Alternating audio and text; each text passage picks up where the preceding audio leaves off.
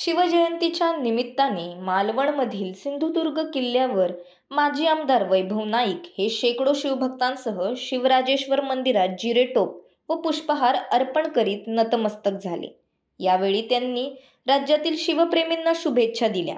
ज्याप्रमाणे शिवरायांनी सर्वांना एकत्र केलं, त्याप्रमाणे राज्यातील मराठी माणसांना एकत्र घेऊन राज्यात महाराष्ट्रात शिवरायांच्या विचारांचे राज्य स्थापन व्हावे अशी प्रार्थना केली। दरवर्षीप्रमाणे शिवराज्य शिव मंदिर हे एकमेव मंदिर संपूर्ण देशातलं आहे आणि ते छत्रपती राजाराम काळांच्या काळापासून आहे। अनेक वर्ष इथले सतपाल आहेत, इथले सर्व कुटुंबीय आहेत, हे सगळं त्या ठिकाणी दरवर्षी वेगवेगळे उपक्रम करत असतात आणि हे ऐतिहासिक काळापासून सुरू आहे। आणि दरवर्षीप्रमाणे यावर्षीसुद्धा आम्ही या ठिकाणी आलो, नतमस्तक झालो आणि महाराष्ट्राला छत्रपतींच्या काळामध्ये जशी महाराष्ट्राची एकजूट होती, जशी छत्रपतींनी सगळ्या मराठी माणसांना एकत्र केलं, तसंच या ठिकाणी पुन्हा एकदा मराठी माणसं एकत्र येऊन छत्रपतींच्या काळासाठी राज्य पुन्हा एकदा महाराष्ट्रात स्थापन झालं पाहिजे अशी आम्ही प्रार्थना या ठिकाणी केली आणि हा महाराष्ट्र सुखाने नांदू दे अशी प्रार्थना या ठिकाणी